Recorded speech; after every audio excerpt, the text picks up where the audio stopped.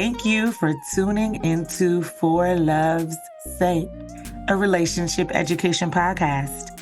This is the place to be to hear how I mix evidence-based science, lived wisdom, and cultural tea to guide you on your dating journeys and support you in your relationships and marriages. Hey, love bugs, it's Dr. J here, and welcome to today's show. Today is a conversational episode between myself and my husband.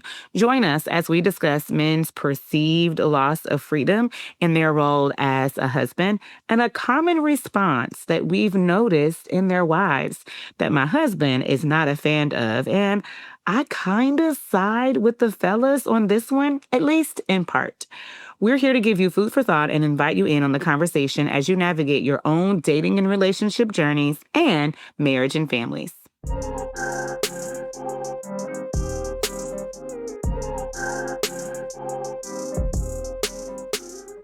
Now, I've earned my PhD to serve and support my community in Black love and Black family. Studies show, and I believe that with proper relationship education, we can produce smarter and safer romantic decisions that improve the quality of our lives and relationships. With my background in psychology, education, and relationship science, I'm here to guide you towards peace, purpose, and partnership, teaching you the relationship skills you were never taught, but need in order to invite and maintain healthy relationships that are part of my three-stranded cord. That is fine, sustaining, and stable. Because why, y'all? Black love matters. And it's okay to grow as we go. Enjoy the show.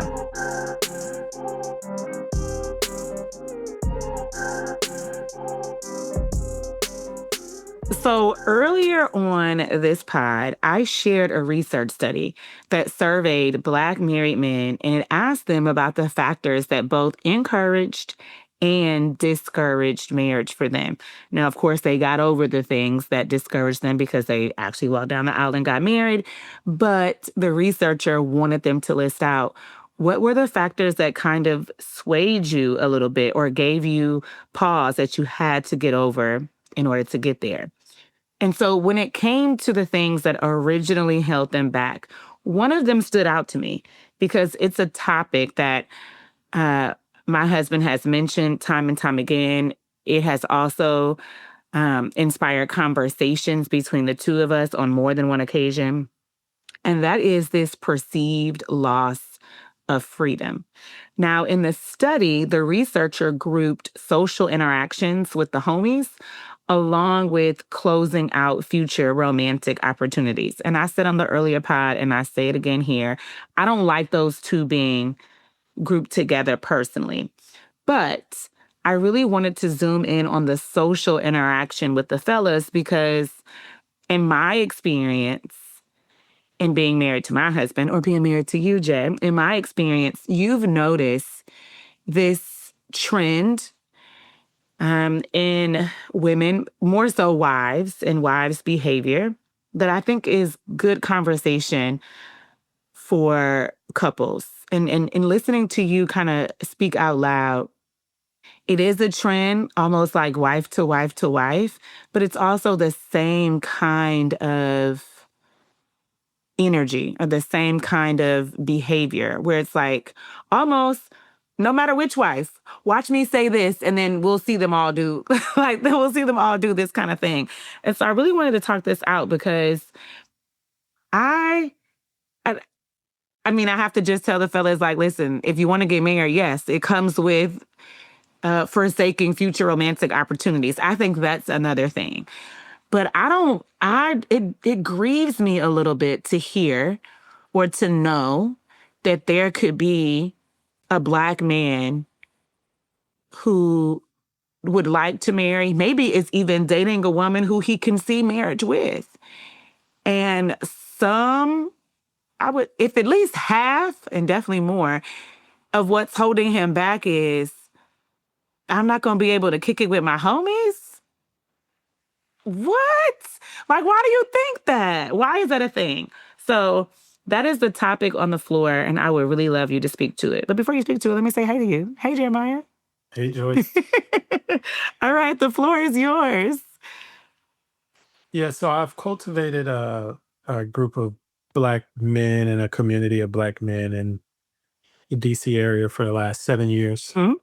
And the foundation of that group has been social bonds, friendship, Mhm. brotherhood, and it's been a beautiful thing to manifest, to see how the cross pollination in relationships has given to so many different people in so many different Mm. ways, including me. I just have countless stories, really cool ways that the community has helped all of us Mhm. in our collective journeys. And in addition to that being the case, not all, but many of these men are married or in serious relationships, but mostly married. Mhm. And so a lot of them, in terms of their time or the balancing that they need to do to show up in the spaces that we create, are with a wife in mind. Mhm. And I've had firsthand observations either through the messages these men have sent me or being a fly on the wall when I either meet their wife or we're in the same place as, couples, Yes. and hear their commentary. Yes. And I've just noticed it. I think at the beginning, when I brought it up to you, you were a bit, I don't know if skeptical is the word, but like maybe surprised, and maybe you still are, and you were like, I don't know if I've heard that." I think in more recent times, there's been, like, some evidence where you're like, "He might not be making this up." Well, tell them what it is so people can track us. Like, which one? You're saying making this up, or I know what it is, but we haven't specifically said. Yes. Yeah. This most of the time when it comes up, it's like this, "Well, why y'all all need to be together?" type of When what comes up? us hanging out. Yes, exactly. Us hanging out, Uh-huh. us doing the men's meetup. When the men want to get together, just the men. When Yes. men want to get together, just the men. And just for context, more context, I've been doing this every other month for 7 straight years. Mm-hmm. Except for the pandemic, they've all been in person, except for one occurrence, they've all been local to DC. Mm-hmm. We've only gone outside of the DMV once, and that was an anniversary Right. trip for the group. They've all been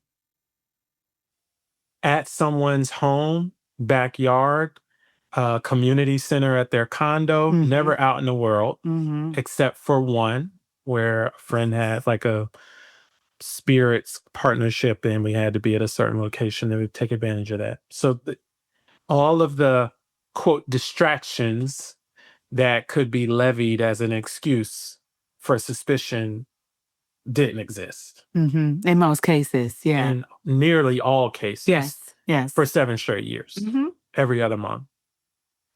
And still, yet and still, How do the women respond? like, what y'all gonna be doing? Why? Like, especially when it's the beginning. Like it levels off after a certain bit of time because they get to know the group and all that.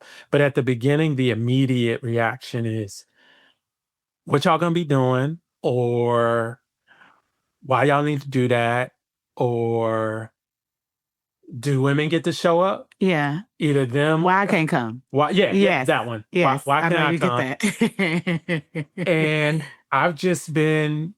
It's never been a deterrent to the growth of our community and the healthiness of it. Yes. It's just been eye opening Mm-hmm. to see the refrain Mm. that comes with it, and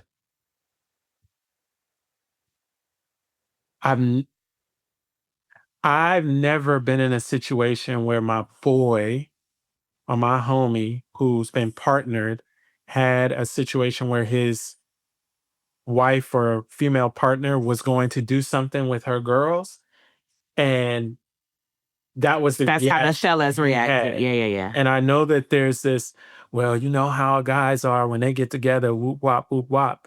No one has a monopoly on nefarious behavior. All the things that these men, or that quote men have done, they did it with a woman, maybe. Yeah. Mostly. So it's not like these men have like rose-colored glasses on what a woman is capable of doing. But But but that's not what they're leading with in their head. well, I'm also like a woman and a wife are different in this context. But let's back up. You're right. When you first brought this to me, I was a little surprised because I'm like, why are they being like that? And so my first question, so I tend to think about men's behavior both historically and personally. And when I think about men's behavior, their relationship behavior historically, it hasn't always had the best track record. I'm not saying that women don't also engage in certain behaviors.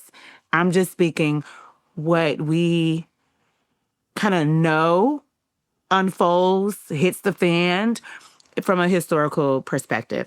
And so originally I said, well, men are kind of known when they get together to just be up to craziness. And it doesn't even have to be relational, right? Like I grew up with all brothers and male cousins. You leave them together long enough and something crazy happens. Like it's almost like what good happens when all of y'all are together for an extended period of time. So, and then if I think about that in a relationship context, like, okay, well, um, men, and I'm again, I'm not saying that women don't do this. I'm just thinking about men. Like, you know, you have bros before hoes. Like you're gonna cover for each other. You're not gonna actually, we talked about community in an episode previous. You're not gonna actually like esteem your homeboy to do right by his wife. You're going to give him the pass that he wants to talk to so and so, and it'll all be hush hush, and you just got to act like it's not a thing when you get in front of the wife. These are like historical behaviors. And so I'm like, well, I can understand why women would be like, well, wait a minute, from that perspective. And then I questioned you, not for you to tell me, because obviously those things have to stay private in the group, but just for you to think about as a individual leader of these men who belong to these marriages. I, maybe not questioned you, but challenged you or prompted you to go, well, how many of the wives that respond like that, how many of the men, those husbands, do you know who have like actual history of infidelity in that particular relationship or marriage? Because that can be a reason why a woman is a little nosy, a little anxious, a little suspicious. That's how I'm categorizing this behavior that you're talking about. And I think it might be safe in this conversation for me to categorize it and not you. That's kind of what comes to mind. But if there is something that you feel like I'm missing, let me know. Because then that supports it. Now, but once we get past, like, okay, historically, men haven't always been on their best behavior when they get together, not even for the sake of their wives or their children. Okay. But then I have to tell the women, well, but you chose this man. And if this man hasn't given you a reason for to be that way, right? This behavior hasn't manifested in your relationship. Or maybe it has, but you guys have done the hard work of repairing it. So if we're talking about a man who is guilty of cheating in his relationship and it hasn't been repaired, well then, bruh, she is gonna be like that every time. Like that's the cost you gotta pay. Um, or even if you have repaired it, I don't think she should necessarily be suspicious or nosy if you've repaired it, but I think she's well within her right to maybe like run through their checklist, run through their repair work, right? And he just has to eat that. And I think any other man in his world or his life has to too. Like it comes with it. I think that's separate. And I want us to have a conversation about that. Where I think, because at that point, I'm asking the men to grow. Where I think women can grow, because as you've kind of mentally gone through that checklist of like, wait, are there men who you still were able to say, there's a number of men where that's not a thing, at least as I know it. And then I'm like, okay, well, maybe this is an opportunity for women to grow. There's no reason to be unnecessarily going out of your way type vibes to be nosy and suspicious and just like in the business of men. Because as women, we would be like, why are you in women's business? Right? Like there's a hard separator. And I would want to say the same thing to women. But before I feel good about saying that, I need to make sure, I need to acknowledge and ensure the first thing I said isn't there before I can ask a woman to be like, girl, why are you in men's business? Well, I think everything that you said is legitimate. I think we also both can point to specific circumstances where because we're close to these individuals, Mhm, mhm. where we know that that's not the case. Like there hasn't been any. Yeah, there's both exist. Yep. Yep. And so here's my thing. Hmm. It is absolutely both true, like in the data, but also through personal experience, or observation, I should say. I specifically work to break the cycle for myself that when men get in relationships, Hmm. their level of investment into their friendships falls off a cliff. It's just a very different experience that women have where it's more of a red flag when you all fall off a cliff, regardless of what state of relationship you're in. It's like, where you at? Whereas Right. it's almost like a understanding if guy goes ghost in the group because he's now with his wife and with his children and all of this good stuff. And so that's why I created the group to kind of break that Yes. cycle. Yes. So it can't be said that every time guys with group, there's a there's issues going on because the reality is most guys ain't with group ever. They just at work, at home, doing what's needed to be done. They don't really have those connection points on a consistent basis that can even be critiqued. Most likely, what's being spoken about is everything that they either heard or happened before, assuming it's not something that was an Yeah. infraction while they're together. Yes. That either this woman has heard or has happened before he ever got in a relationship. Because the data suggests he ain't hanging out with nobody once he got married. Yeah, that's why I said some of it is historical. I'm not saying that doesn't women don't need to kind of rethink that, but I understand why it could be an inclination. Yeah. And Yeah. so, let's going back to that first moment. Mm-hmm. Oh, guys, Sunday, we're gonna have a, football kickback, Mm-hmm. la da da in the at Buddy's backyard. Mm-hmm. It's just curious and interesting. Even after maybe the first one or a couple of times, and we get to meet certain couples, and it's just like there's still poking. There's still this like poking. And even if not the poking, okay, I bless this particular institution that I see is doing trustworthy things with my husband's time for these 3 hours or 4 hours he's gone.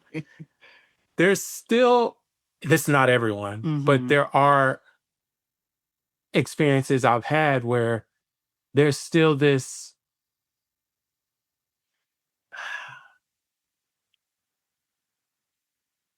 fine type of attitude.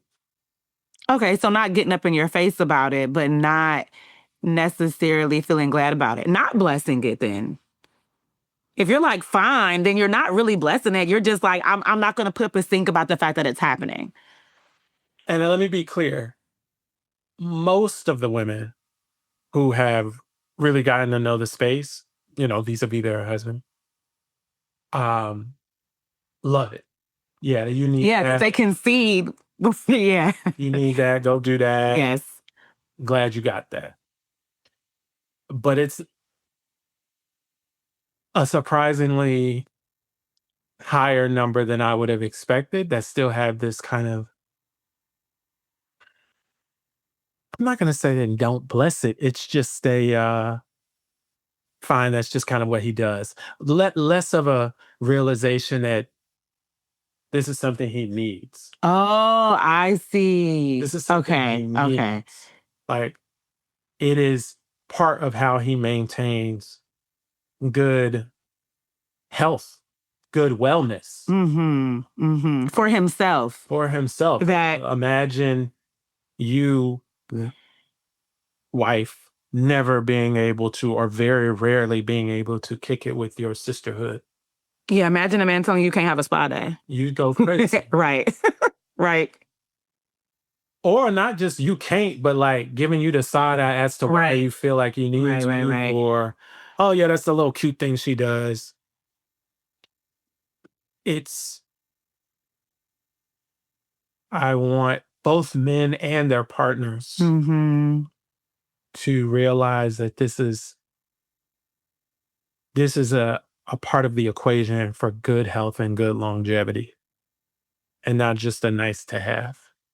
Mm-hmm. And if he discovers such a institution that is about the work in an honest way, embrace it and don't treat it as something suspicious or just a little nice. And I would even say, if something needs to be maneuvered in you all's schedule for the sake of him being able to do that, if at all possible, Mm-hmm. do that too. Mm-hmm. Because it doesn't come around. I told you I do it once a month. That's Mm-hmm. one day in 60 days. Or, Once every other month. yeah, Yes. sorry, once every other month, one day out of 60, where there's an opportunity for all of us to come together. And life is what it is. And sometimes that doesn't even happen for many of the men, right? Yeah. Not all of us are there every single time. Out of town, a wedding, Right, a right. conference, Right. Sick a- baby, whatever. whatever. Right. So if that 60 don't come around, it's once every 120, right? And so allow for that space. I think that's the essence of what I hope to be the spirit of how women react to it if their husband has that type of opportunity, because many of them don't realize they need it as a husband, and those that do oftentimes don't have the space and institution in their immediate vicinity Mm-hmm. To to do access it it. Yeah. and to Okay. access it. Okay. So what I'm hearing, make sure I have it right. Now I'm putting this in the filter of a woman, but make sure I have it right. Um, for me, I'm not faulting. You spoke about in an earlier episode, like if men don't have marriage mindedness kind of cultivated in them young, then they become an adult. Can't really fault them as an individual for wanting to take advantage of the numbers, Mhm. kind of thing. I'm more or less there with the historical ways of men in relationship. Like, I'm not necessarily faulting an individual wife by having the inclination to be like that. Because I can get it. However, it does point to some type of teaching or guidance that might be needed for that particular wife. Like, hey, I understand how you got there, but does that actually exist in this dynamic? And like work talking it out and working that through with her, which, I've spoken to a couple of wives. So there's opportunity there, I think. But without that education, I understand the inclination. That doesn't make it right. And I understand the burden on the man in that being the case, but I can get it. So for me, that's that. The one thing that I do think should be kind of nipping away at that, though, is how does the leader of that group show up? And in this case, I'm married to the leader. So I'd love to hear what you have to say about it. But from how I observe the space and how you show up, and I think I mentioned this. Now, this existed before you and I dated or even married. So I let it be its thing removed from me because it doesn't have anything to do with me. But I do remember when you first brought this up and I said, well, as a leader, you've got to figure out and create some type of consistency with women feeling comfortable enough. Um, and I think at that point you said, well, I've done that. It's already been in existence, X amount of years. And I'm like, well, just because it's in existence doesn't mean that they are quote unquote comfortable. Um, but I can say now that I have had the opportunity to observe it for about the same amount of time that it existed before I came along, uh, I feel like the consistency and how you have it designed, um, how you have it structured, all of that gives you credibility, right? To ask these men to kind of like depart from these roles as husband, father, and engage in a space as just a Black man. And maybe the issues and woes and maybe even blessings of life that come with being a husband and father gets talked about and covered in those spaces, but they're not here to be that. And so now I'm just like, well, wait, why they tripping? Why would somebody be tripping? Because, like, you've demonstrated that as a leader. I can't think of a single woman or wife who's married to a single man who shows up in your space who doesn't report of high praise. Either the break that they get from the hours that they're not at the house and they can just woo-saw as women, or they know it's on the calendar and it's coming and they have a babysitter, or grandma's gonna get them so they can do their own thing and they kind of have that space to themselves, or whether they see like how much it boosted their spirit or contributed to their wellness, as you say. In some ways, help their marriage out because they got a chance to talk about certain things with just the brothers. And so, it'd be different if I heard women saying something different, but I don't. And so I'm like, why are we tripping about that? Like, just let the guys go. But you're saying even with all of that, you know, you demonstrating good leadership and it being in practice for 7 years, and the way that you once every other month, it's always at someone's house, like we're not out in the public, or usually that's the case. The way that you've designed it, not really, I don't know that you did it thinking about how women would respond necessarily. Maybe you did or didn't, but regardless, it still benefits them in that way, meaning it kind of helps resist having hesitancy and friction around why the wives of these men would not want them to be joining, or kind of have it's fine, like you said, attitude about it. And I really, as a woman, I really wanted to like have this conversation because I am hoping that women hear it and are like, wait, have I been acting historically and that's not really a thing present in my marriage and I need to like grow up a little bit here? Or like really check your heart posture. Why is it like a just I'm fine and no one's giving you a reason to not just be open about the fact that this is what your husband want to do with the homies, and it's not hurting anybody. In fact, it's helping him, and by way of helping him, it's improving everybody's lives in the house. There's two thoughts that I have as you said that. Number one, you were like, I don't know if you designed it with women in mind. The only decision that I made about the structure that was specific to men's role as husbands or fathers was the frequency. When I first started it, I specifically told the guys that would come, I said, hey, pull up, make this a priority. I'm only doing it every other month because I know you're Okay. going to get questions and I don't want you to get questions that you can't answer in terms of why you got to be at this thing. And they would chuckle because everybody knew that was one of the things that they would have to contend with. Mm, So in the very beginning, the frequency was something that I decided on in a way that's like not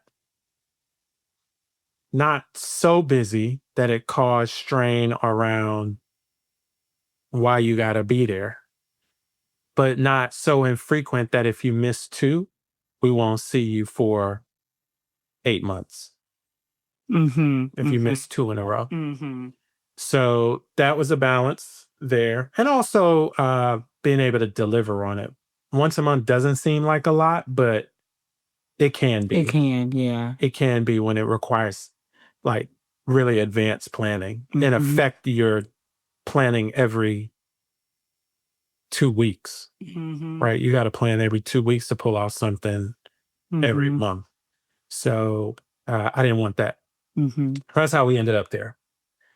As for just my kind of overarching thought and about what you said, food for thought, I'll call it. Mm-hmm. I think there's specific to the Black female community. I think there's a huge vocal proponent, which I agree with, of men taking on therapy. Like, I want a man who's in therapy. I want a man who is doing the work for his mental health. And I agree. I hope that in very short order, there's an equally vocal proponent of women who are enthusiastic about male friendship. Mm-hmm. Mm-hmm. We need to be equally vocal about male friendship. The mental health helps him. And I want women to see, men too, because a lot of men Yeah, don't yeah. put this together as well, that male friendship is just as valuable to his well-being, which Mm-hmm. will help him be better for the relationship. If he feels like he's in a prison, Mm-hmm. that ain't helping nobody, Nobody.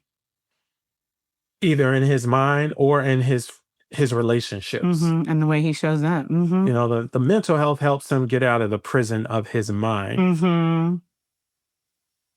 The relationships help him feel like he's getting out of the prison of only being his duty, Mm-hmm. right? And so both are equally important, and you should be looking for and encouraging a man to do both. So as you like source men Source it, man, baby. for whose potential, if you're not already with, or you have a husband and it's like these two boxes, yes, mental health and friendships, both of them serve a good purpose. And if he has one but not the other, encourage him to get the other, help him find the other. We're just fortunate in this area that, or the men are fortunate in this area, and I'm blessed to have thought about doing it. Mm-hmm. So, the people that find out about it have that space. And I can't tell you how many men have moved to this area with no real connections to anyone on that level, Right. because a lot of men don't have that many close male friendships. And they're like, dang, I just so grateful. I don't know how I was going to build Mm-hmm. this without this being here. I'm Mm-hmm. just grateful that it's there. I can plug Mm-hmm. in. It comes with good, good track record. Yeah. I mean, I'll do you a solid. I have lost count of the number of men who come to me and say something similar like, man, your husband. That's a good guy. Like, really thankful for him, really appreciative that he has this, that, and the other. I mean, they feel the need to tell me that. So I'm like, oh, thanks. Yeah. Right. But I think you spoke about maybe there being some level of surprise earlier when you first mentioned it. I think I know dating women and even women who are in relationships, I know it's not the same as married women or women who are wives. It's just marriage just makes it different. But one of the reasons I think I was a little like, really? Is because in my time in working with dating women, and they go on to form exclusive relationships, but still in the space of not being married, they are trying to avoid lone wolves. Like, that's the name we have for men who have no community. When we ask them, like, that is questions that I have them ask, like, so who are your buddies? Who do I call to check you? If you get out of pocket, what's up? Um, and a lot of times men don't have answers. because they don't have the people. That's another level of vetting that I don't think I could be wrong because I'm not a woman, but I would bet that that is an advanced level of vetting that most women do not exercise. They might notice it, but to take that and then attribute it as good or bad in their evaluation of that man, I don't think that's occurring. And quite frankly, Well, if you're one of my clients, it is. yeah, but you Right. ain't served. I'm not serving the whole city. Yeah. Yeah. And so, some women, if he going to the house and to home and that's it. I mean, the house to work and that's it every Hmm. single day of the week, and stay in the house uh when it's his time off on the weekends, they good with that. That would terrify me. They good with that. No lone wolves, because you And I know. know you know some that are good with that. Cause I know them. I mean, I know some. I mean, I know almost every kind of woman. So sure, but I think that's one of those reasons is because now as women date, or at least the ones that I am working with, they are actively trying to avoid lone wolves.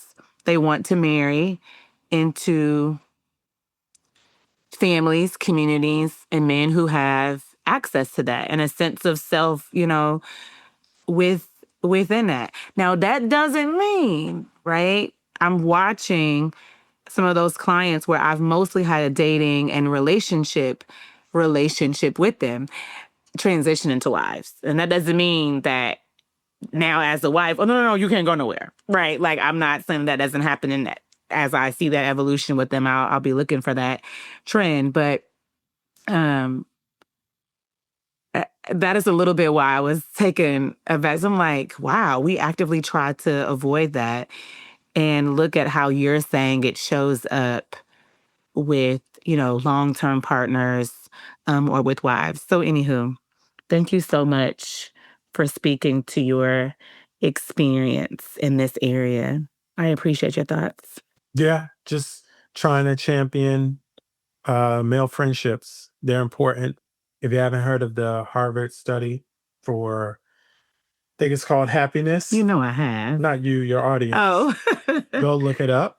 It's an 85-year study about what makes people happy and gives them the greatest shot for longevity. Mm-hmm. It just so happens that when this study started, they chose all men. So it's really a study of male happiness and longevity when you really get to it. I think they extended it after a certain point and included like the the the children, and so it Right. might have gotten Right. into both genders since now.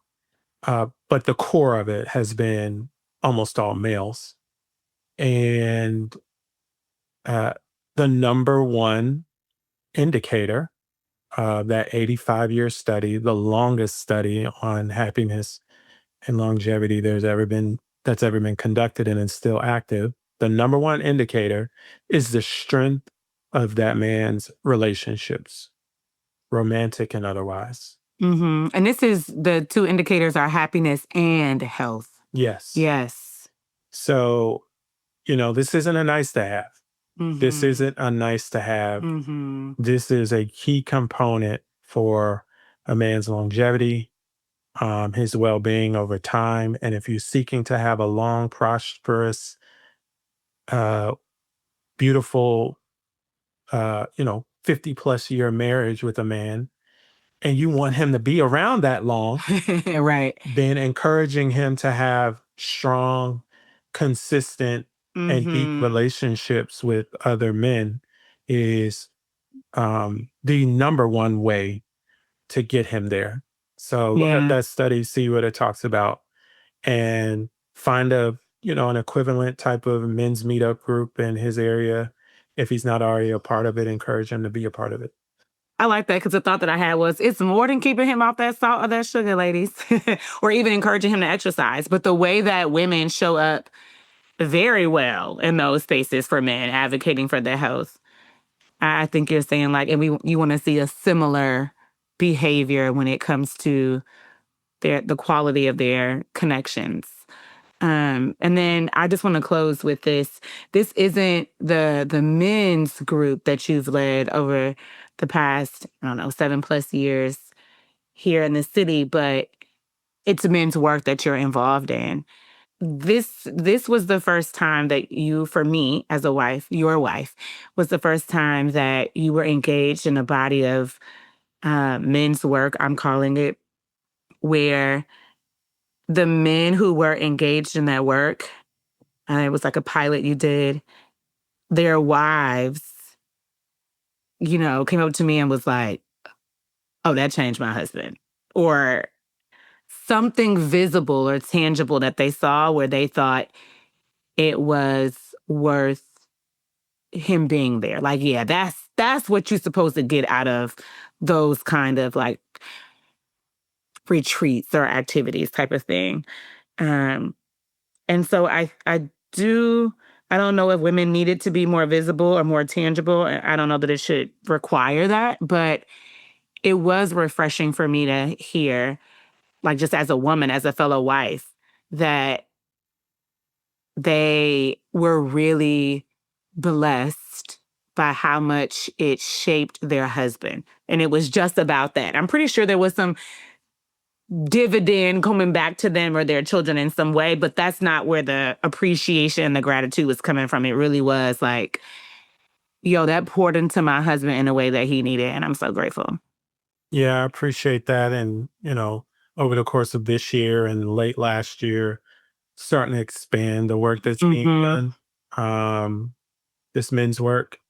And uh, for those that are just hearing about it, established a nonprofit called Crown and Compass Institute for Men that's focused on pouring into adult Black men in the areas of health, leadership, purpose, and going beyond just the social connection that I talked about. Mm-hmm. But I see those bi monthly meetups as maintenance.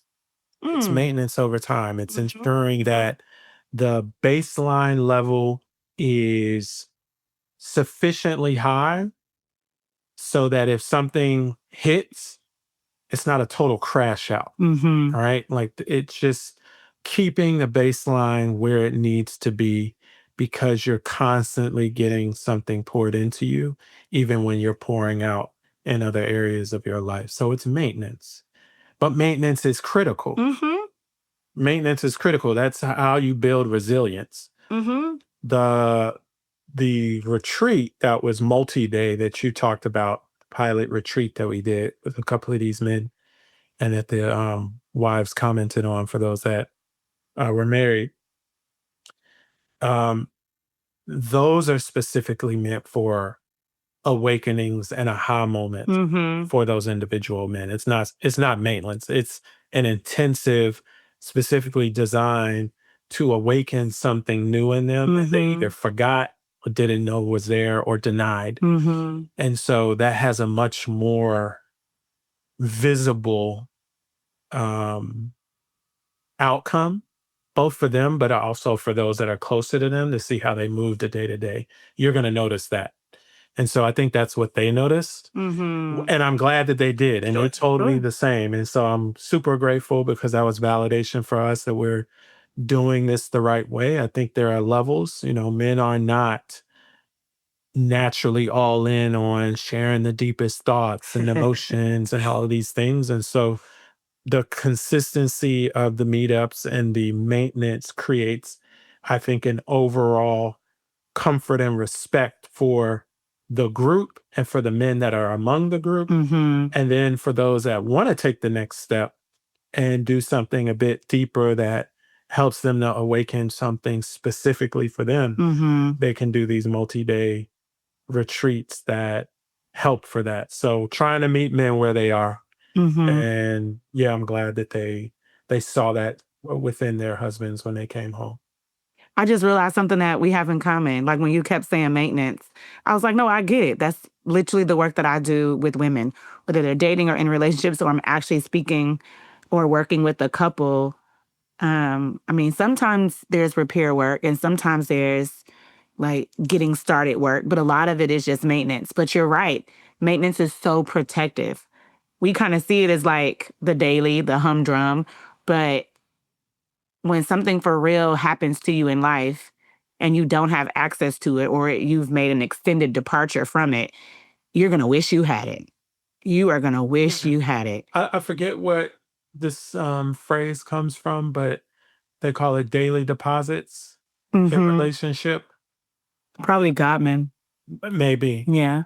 but it's like daily deposits, or I Mm-hmm. think he talks, or someone else talks about bids. Yeah, him Um, and his wife. these are all notions of small, consistent acts Mm-hmm. that ensure that you Mm-hmm. have enough built up over time for the moments that require it. Mm-hmm. And the meetups that inevitably spawn into meetups outside of that. That is just the central institution, but it's plenty of men that have had a lunch or dinner meeting about something that came from On that it. group, Yes, or yes. share this thing with you, let me link you up and we'll go off on it. So those daily deposits are critical for the just the roller coaster of life. Yeah. Yeah, yeah, yeah. The I roller understood coaster of that. life. I didn't realize we had that in common in our work until you kind of like tried to explain maintenance. And I was like, no, I get it. And I'm like, oh, look at us. I mean, you do it for men, I do it for women, but I love that for us. Anywho, thanks for sitting with me. Of course.